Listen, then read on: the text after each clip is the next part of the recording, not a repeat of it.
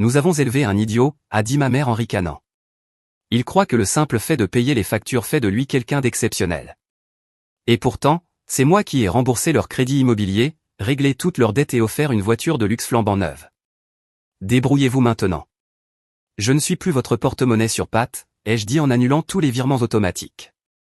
Je suis celui qui dit toujours oui. Tu pourrais m'aider ce mois-ci? Bien sûr. Tu pourrais régler cette facture? Évidemment. Tu ne vas pas laisser tomber tes parents, tout de même? Jamais. Pendant des années, j'ai été le soutien financier principal de ma famille. Au début, c'était ponctuel. Quelques courses, un petit coup de pouce. Mais très vite, j'ai tout pris en charge, le crédit immobilier, les mensualités de la voiture, les frais médicaux de ma mère, l'abonnement golf de mon père. Je suis avocat d'affaires, parmi les meilleurs de mon cabinet parisien. Je travaille 70 heures par semaine sur des contrats valant plusieurs millions d'euros. Mes clients ne voient jamais un tribunal grâce à moi. Je n'ai ni épouse, ni enfant. Aucune vraie vacance. Rien d'autre que le travail. Et ma famille en a bien profité. Ma sœur Claire m'appelait à chaque fois qu'elle n'arrivait plus à payer son loyer ou qu'elle voulait un nouveau téléphone. Mon cousin Théo, qui dirige une entreprise de BTP en faillite, me sollicitait sans cesse pour des conseils juridiques gratuits, contrats, litiges, règlements. Mes parents comptaient sur moi pour tout. J'ai rédigé leur testament, renégocié leurs assurances, aidé mon père après un accrochage avec une autre voiture. Quand ma mère a décidé de prendre sa retraite, je me suis assuré qu'elle ne manquerait jamais de rien. J'ai soldé leur maison, effacé leurs dettes, et leur ai offert une voiture haut de gamme. Mon père en rêvait depuis toujours. Je croyais naïvement qu'il serait fier de moi. Que je serais plus qu'une tirelire vivante. Je me trompais. Ce que j'ai entendu ce soir-là, j'aurais préféré ne jamais l'entendre. La fête de départ à la retraite de ma mère était fastueuse. Un restaurant chic à Lyon, des musiciens, plus de 100 invités, amis, collègues, famille. J'avais tout organisé. Le repas, la salle, le diaporama retraçant sa carrière. À un moment donné, je suis sorti répondre à un appel client. En revenant, près des toilettes, j'ai entendu la voix de ma mère. Je n'avais pas prévu d'écouter. Mais j'ai clairement entendu mon prénom. Julien pense vraiment que payer pour tout ça le rend spécial, a-t-elle dit. Je suis resté figé. Tu avais raison, il est vraiment trop crédule, a ricané tante Martine. Bien sûr qu'il l'est, a soupiré ma mère. On a élevé un idiot qui croit avoir de la valeur juste parce qu'il paie nos factures. Ils ont tous ri. Comme si de rien n'était. Au moins, il est utile, a gloussé mon père. Il paie et donne ses conseils d'avocat gratuitement. Pas le pire des idiots dans la famille, a ajouté Théo avec un sourire. Je suis resté là, paralysé. Pour eux, je n'étais ni leur fils, ni leur frère. Juste un imbécile généreux. Un pigeon. Et là, quelque chose s'est brisé en moi. Ils ne s'attendaient pas à ce que j'allais faire. Je suis retourné dans la salle. Tout le monde riait, discutait, buvait. Je suis allé à ma table. J'ai sorti mon téléphone.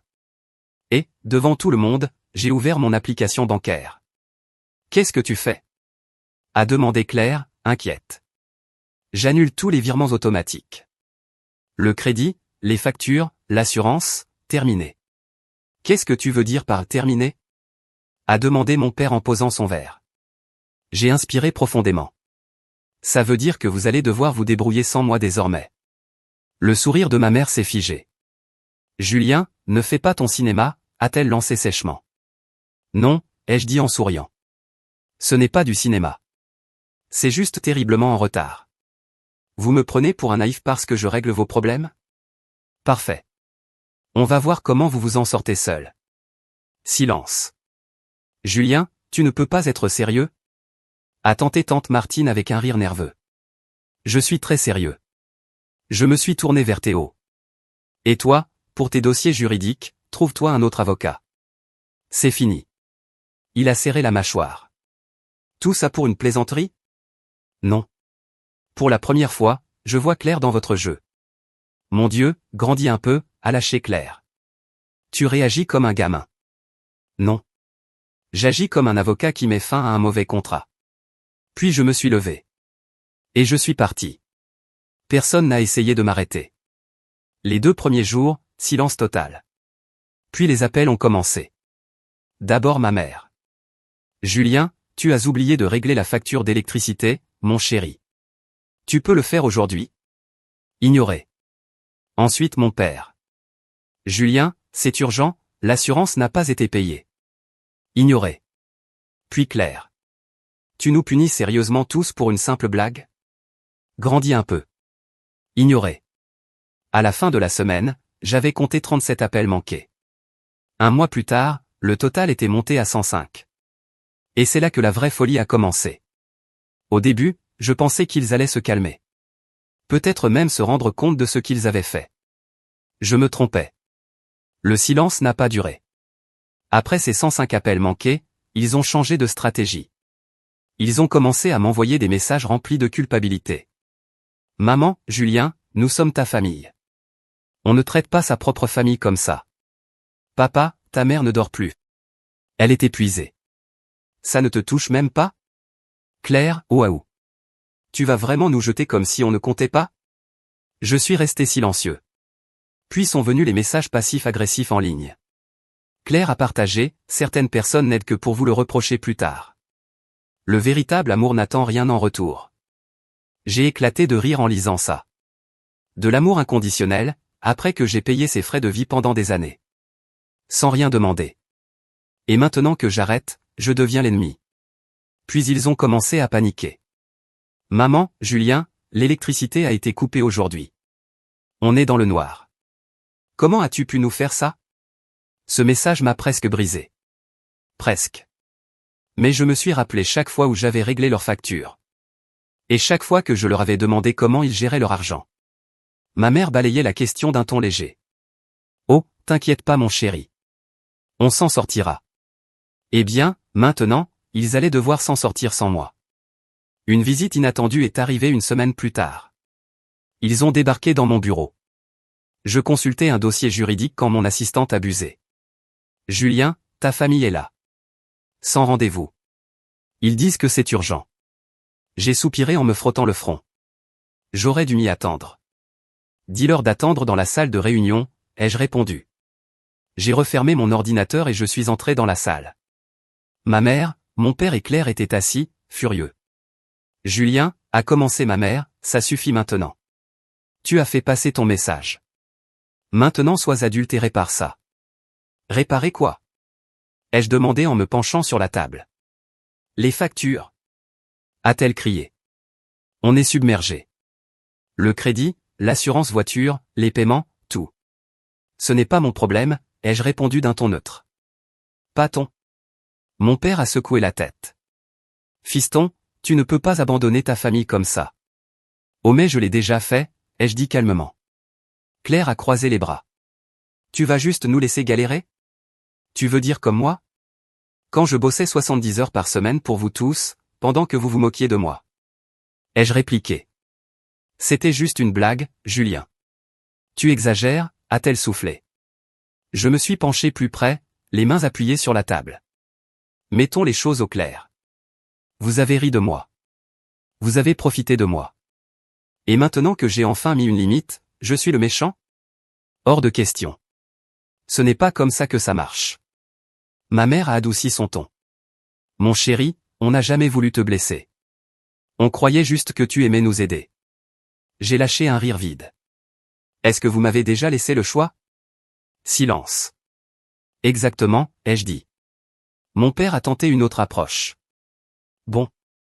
Julien, trouvons un compromis. Peut-être que tu n'as pas besoin de tout payer. Juste nous aider pour l'essentiel. Le crédit, la voiture, l'assurance. C'est raisonnable, non? J'ai souri. Très bien. D'accord, pour une seconde. J'ai vu une lueur d'espoir dans leurs yeux. Puis j'ai dit. Je recommencerai à payer si vous signez un contrat. Un vrai. Ou vous vous engagez à me rembourser, avec les intérêts. L'espoir a disparu. Julien, sois pas ridicule, a craché ma mère. Je suis on ne peut plus sérieux, ai-je répondu en sortant un contrat vierge de mon sac. Puisque vous adorez m'utiliser comme votre avocat gratuit, autant rendre ça officiel. Claire m'a lancé un regard noir. Tu veux vraiment qu'on te rembourse? Oui. Tu ne l'as jamais demandé avant, a-t-elle protesté. Et vous ne m'avez jamais remercié avant, ai-je répondu. Mon père a frappé la table de la main. Tu agis comme un étranger total. Je l'ai fixé dans les yeux. Impassible. Tu as été très clair. La seule chose que tu appréciais chez moi, c'était mon portefeuille. Voyons maintenant si tu tiens encore à moi sans lui. Silence. Ma mère a regardé la feuille, puis moi. Tu es sérieux? Absolument. Elle a repoussé sa chaise et s'est levée. Très bien. Garde ton argent. Mais ne compte pas sur nous pour revenir en rampant quand tu réaliseras que tu veux ta famille. Je ne le ferai pas, ai-je répondu. Claire est partie la première, puis mon père, et enfin ma mère. Je me suis adossé à la chaise, j'ai inspiré profondément, et j'ai souri. Pour la première fois depuis très longtemps, je me suis senti libre. Le coup final est arrivé. Un mois est passé. Les appels manqués se sont calmés. Les messages pleins de culpabilité se sont estompés. Puis un après-midi, j'ai reçu un message de Claire. Claire, on vend la maison. Papa et maman ne peuvent pas la garder sans ton aide. J'ai fixé le message quelques secondes. Puis j'ai répondu, ce n'est pas mon problème. Bonne chance. Et pour la première fois de ma vie, j'ai appuyé sur envoyer sans ressentir la moindre culpabilité. Après leur départ du bureau, je croyais qu'ils allaient enfin reculer. Je me suis trompé. D'abord, ils ont tenté l'émotion. Tante Martine m'a envoyé un long message expliquant à quel point la famille compte et comment je tournais le dos à ceux qui m'avaient élevé. Mon père a laissé un message vocal rempli de déception. Je croyais avoir élevé un homme meilleur que ça. Julien, tu nous déçois. Claire, elle, a simplement écrit, tu es pathétique. J'ai ignoré chacun d'eux. Ensuite, ils ont intensifié. Un soir, mon téléphone a vibré. Numéro inconnu. Contre mon bon sens, j'ai décroché. Julien? C'est Eric. Le voisin de mes parents. Je le connaissais depuis des années, mais on n'avait jamais été proches. Salut Eric. Qu'est-ce qu'il se passe? Écoute, mec, j'ai croisé tes parents l'autre jour. Ils n'ont pas l'air bien. Ta mère pleure tout le temps. Ton père a perdu au moins 5 kilos. Ils galèrent, Julien. Ils ont besoin de toi.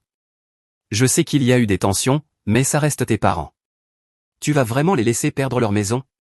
Ah, voilà. La culpabilité, version sous-traitée. Est-ce qu'ils t'ont expliqué comment ils en sont arrivés là? Ai-je demandé. Eric a hésité. Est-ce qu'ils t'ont dit que j'ai tout payé pendant des années? Le crédit, leurs dettes, leur voiture? Silence. Non. J'imagine bien. J'ai répondu froidement, Eric, je te respecte, mais ne m'appelle plus jamais pour ça.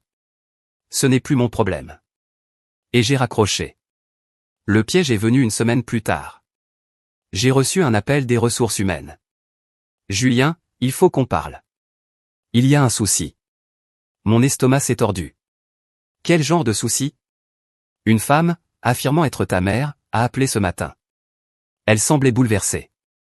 Elle a dit que tu faisais un burn-out et qu'elle s'inquiétait. J'ai cligné des yeux. Elle a dit quoi? Elle voulait savoir si on pouvait vérifier ton état. Elle a insinué que ta charge de travail était trop lourde et que tu avais peut-être besoin d'un arrêt.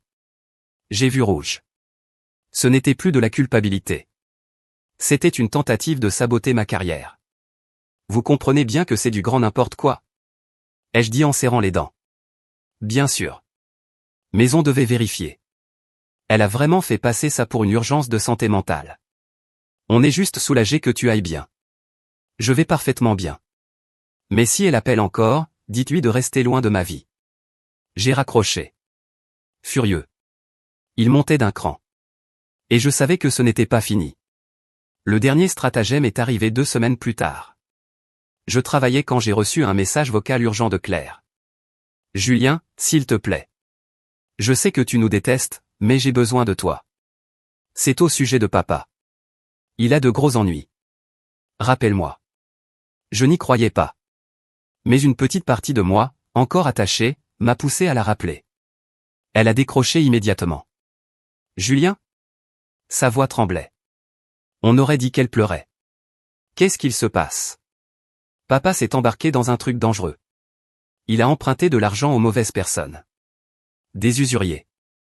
Il menace de saisir la maison. Je me suis pincé l'arête du nez. Claire, arrête tes mensonges. Je suis sérieuse. Il ne nous a rien dit avant qu'il ne soit trop tard. Ils sont venus, Julien. Ils ont dit que si on ne paie pas 60 000 € avant la fin du mois, ils engageront une procédure. J'ai eu un frisson. Pas parce que je pensais que c'était vrai, mais parce que je savais que c'était faux. En tant qu'avocat, je sais qu'un vrai usurier n'envoie pas de mise en demeure. Il envoie des coups, pas des lettres. Et 60 000 €, c'était exactement la somme que je leur envoyais chaque année. Trop parfait. Passe-moi papa, ai-je dit. Il n'est pas là, a-t-elle répondu aussitôt. Claire, je veux lui parler directement. Je ne peux pas. Il est trop stressé. Confirmation reçue. Jolie tentative. Mais tu mens très mal. Julien, je te jure que c'est vrai. Ah oui? Alors, quel est le nom de la société? C'est First Capital Landin. J'ai éclaté de rire. C'est une vraie banque, Claire. Pas un réseau d'usuriers. Silence. Tu viens de l'inventer, pas vrai? Ne perds pas ton temps. C'est l'arnaque la plus bâclée que j'ai jamais vue. Fais au moins un effort la prochaine fois.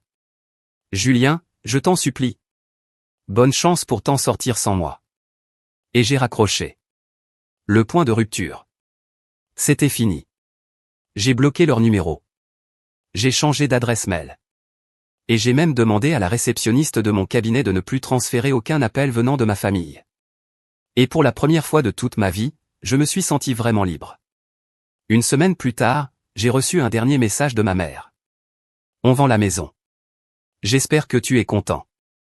J'ai fixé l'écran quelques instants. Puis j'ai tapé, je le suis. Et je n'ai plus jamais regardé en arrière. Les avoir coupés aurait dû être la fin. Mais des gens comme ma famille n'abandonnent jamais facilement. Au début, c'était le silence. Pas de message. Pas d'appel. Cela faisait des semaines depuis l'histoire inventée des usuriers. Et j'ai vraiment cru qu'ils avaient enfin compris que je ne reviendrais pas. Puis j'ai reçu un appel de tonton Henri. J'ai hésité avant de décrocher. Ce n'était pas quelqu'un à qui je parlais souvent, juste un parent éloigné vivant loin. Julien? C'est Henri. Salut tonton Henri, que se passe-t-il? Écoute, je déteste m'en mêler, mais ta mère m'a appelé. Elle prétend que tu les as abandonnés. J'ai levé les yeux au ciel. Est-ce qu'elle t'a aussi dit que j'ai tout payé pendant des années? Elle a peut-être sauté ce détail. Évidemment. Julien, je ne veux pas prendre parti. Mais ils sont vraiment dans une situation difficile. Ils perdent la maison. Ton père va mal. Claire n'arrive plus à gérer. Ce n'est plus mon problème, Henri. Il a soupiré. Je comprends, fiston. Vraiment. Mais tu sais, la famille reste la famille. J'ai serré la mâchoire. C'est ce qu'elle t'a raconté? Que je suis parti sans raison. Silence. Laisse-moi t'économiser du temps. J'ai effacé toutes leurs dettes, payé leur maison, même acheté une voiture de luxe. Et en retour? Des rires dans mon dos. On m'a traité d'idiot. On m'a utilisé juste pour mon argent. Une nouvelle pause. Puis Henri a raclé sa gorge. Oui, ça, elle ne l'a pas mentionné. Alors non, Henri. Je ne donnerai plus un centime. Très bien, fiston. Je ne te dérangerai plus. Un à un, ils perdaient leurs alliés. L'effondrement réel a commencé 2 mois plus tard. Leur maison a été saisie. La voiture de luxe, confisquée. Et leur activité a échoué. Ils faisaient enfin face aux vraies conséquences. Puis soudain, j'ai reçu un email d'un expéditeur inconnu. L'objet disait, tu es sûr de vouloir faire ça à ta propre mère? J'ai failli le supprimer, mais la curiosité a gagné. En l'ouvrant, mon estomac s'est noué. C'était une page de collecte de fonds, intitulée « Mère désespérée, bientôt sans abri après la trahison de son fils cruel ». J'ai ressenti un mélange de colère et de dégoût en lisant. Après des années à tout sacrifier pour ses enfants, notre mère aimante a été abandonnée par son fils avocat, devenu riche. Elle risque maintenant de perdre sa maison. Elle a besoin de votre aide. En pièces jointes, des vieilles photos de famille, me montrant souriant, l'air d'un fils parfait. Des images qu'ils utilisaient maintenant pour soutirer de l'argent aux gens. En bas de la page, 14 000 € déjà récoltés sur un objectif de 60 000. J'ai serré le poing. Ils arnaquaient des inconnus, et pire, ça marchait. J'ai agi. J'aurais pu ignorer. Les laisser continuer leur escroquerie. Mais ils ont commis une erreur fatale. Ils ont utilisé mon nom complet. Et ça, c'était de la diffamation. J'ai tout de suite envoyé la page à un ami expert en cybersécurité. En quelques heures, il a retrouvé l'adresse IP liée à la cagnotte. Devine quoi? L'ordinateur portable de Claire. J'ai souri. Pris la main dans le sac. Puis j'ai appelé mon avocat. Salut Greg, tu t'occupes toujours des affaires de diffamation? Toujours.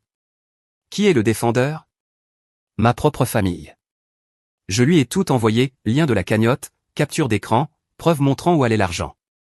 Et surprise, ce n'était même pas pour ma mère. Claire avait déjà retiré presque 12 000 euros. Greg a sifflé. Waouh, Julien. Même pour une famille, c'est bas. Oui, c'est eux qui ont commencé. Moi, je termine. Tu veux leur envoyer une lettre d'avertissement ou tu veux engager directement la procédure? J'ai réfléchi. Sans pitié. La chute finale. En 2 jours, la page GoFundMe a été supprimée. Tous les fonds, gelés. Claire m'a appelé, hurlant. T'avais pas le droit. Oh que si, ai-je dit calmement. Ça s'appelle une fraude, Claire. On essayait juste de survivre. Non. Vous essayez de voler des gens honnêtes. Et maintenant, vous allez affronter les vraies conséquences. Elle est restée silencieuse. Au fait, j'ai aussi signalé ta page à l'équipe antifraude de GoFundMe. Bonne chance avec eux. Raccroché. 7 jours plus tard, j'ai appris par tonton Henri que Claire avait été obligée de rembourser les donateurs. Mes parents, toujours noyés dans les dettes, avaient vu leur dernière corde de secours céder. 30 jours après, j'ai reçu un dernier message vocal de ma mère. Sa voix était creuse, comme si elle n'avait plus d'excuses. Julien. Je sais que tu ne peux plus nous supporter. Mais on reste ta famille. Je ne sais plus quoi faire. S'il te plaît, parle-moi. Je suis resté là à écouter, puis j'ai effacé le message. Pour la première fois, je ne leur devais absolument rien. Et je ne me suis jamais retourné. Cela fait maintenant 6 mois que je les ai coupés de ma vie. 6 mois que j'ai arrêté de payer leurs factures. 6 mois que j'ai fait fermer leur fausse cagnotte. 6 mois que je n'ai plus entendu la voix de ma mère. Au début, je m'attendais à une nouvelle vague de culpabilisation. Peut-être qu'ils enverraient d'autres membres de la famille pour me faire honte. Peut-être que Claire inventerait encore une manipulation. Peut-être que mon père se pointerait à mon bureau, exigeant que je répare tout. Mais rien n'est venu. Juste le silence. J'aurais dû me sentir soulagé. Mais à la place, je me suis senti étrange. Pas de la tristesse. Certainement pas de la culpabilité. Juste un vide. Un vide bizarre. Celui qu'on ressent quand on réalise que les gens qu'on appelait la famille n'étaient que des parasites. Et qu'on vient enfin de les arracher pour de bon. Un soir, je suis rentré tard du travail. J'ai posé ma mallette sur le comptoir. Mon téléphone a vibré. Un numéro inconnu. J'ai hésité, puis, contre toute logique, j'ai décroché. Allô? Une voix de femme, tremblante, s'est fait entendre. Ce n'était pas ma mère.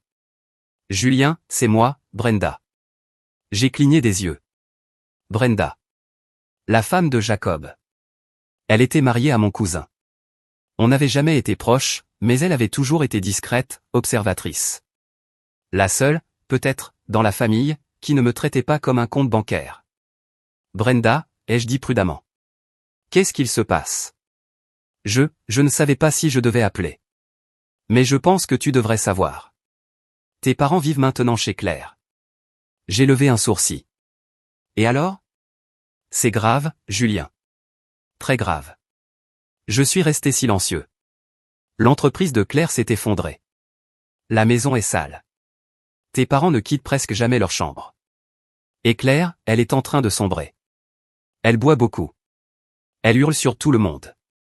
Elle s'est arrêtée un instant. Elle m'a dit la semaine dernière qu'elle aurait préféré que tu ne sois jamais né. J'ai soufflé du nez. Ce n'est pas vraiment une surprise. Non, Julien. Je suis sérieuse. Elle perd totalement pied. Et maintenant qu'ils ne tombent plus, ils se déchirent entre eux. Je me suis adossé au comptoir en me frottant le front. Pourquoi tu me dis tout ça, Brenda? Elle a hésité. Parce que je crois que ta mère est malade. Mon estomac s'est contracté. Malade? Comment ça? Je ne suis pas sûr. Elle a beaucoup maigri. Elle ne parle presque plus. Claire refuse de l'emmener chez un médecin. Ils n'ont plus d'argent. Et ton père, il boit sans arrêt. J'ai soufflé lentement. Voilà donc leur réalité. Après des années à vivre sur mon dos, à gaspiller de l'argent, à se moquer de moi, à me traiter comme un moins que rien, maintenant, ils se traitaient entre eux de la même façon. Brenda, ai-je dit après un long silence. Pourquoi tu m'appelles, en vrai? Elle s'est tue. Puis elle a fini par avouer. Ta mère m'a supplié de t'appeler. Elle ne voulait pas le faire elle-même. Elle a dit qu'elle préférait mourir plutôt que de te supplier. Mais Julien, au fond, je crois qu'elle espère encore que tu reviendras. J'ai fermé les yeux. Voilà. Leur dernier piège. Leur dernière tentative désespérée. J'ai laissé le silence s'installer. Jusqu'à ce que Brenda soupire. Je sais qu'il ne mérite pas ton aide, a-t-elle dit. Mais je te connais. Et je sais que ce n'est pas simple pour toi. J'ai serré la mâchoire. Elle n'avait pas tort. Puis j'ai dit ce qu'elle ne voulait pas entendre. Ils ont fait leur choix. Elle a soupiré. Ouais. Je m'en doutais. T'as l'air d'un type bien, Julien. Ne les laisse pas t'entraîner avec eux. Elle a eu un rire amer. Trop tard pour ça. Clic. Je suis resté longtemps à fixer mon téléphone. Puis j'ai fait quelque chose que je n'aurais jamais imaginé faire. J'ai débloqué le numéro de ma mère. Et j'ai envoyé un dernier message. Je sais que tu es malade. Va à l'hôpital. Tu peux encore te sauver. Mais ne t'attends plus jamais à rien de ma part. C'est la dernière fois que je répondrai. Elle l'a vu immédiatement. Pas de réponse. Fin de l'histoire. Des mois ont passé. Je n'ai plus jamais eu de nouvelles. Je ne sais pas si ma mère est allée chez le médecin. Je ne sais pas si mon père a arrêté de boire. Je ne sais pas si Claire s'est relevée. Et je m'en fiche. Parce que, pour la première fois de ma vie, j'étais libre. Parfois, il faut s'éloigner des siens pour enfin se retrouver. Briser un lien toxique n'est pas un acte de haine, mais un acte de survie.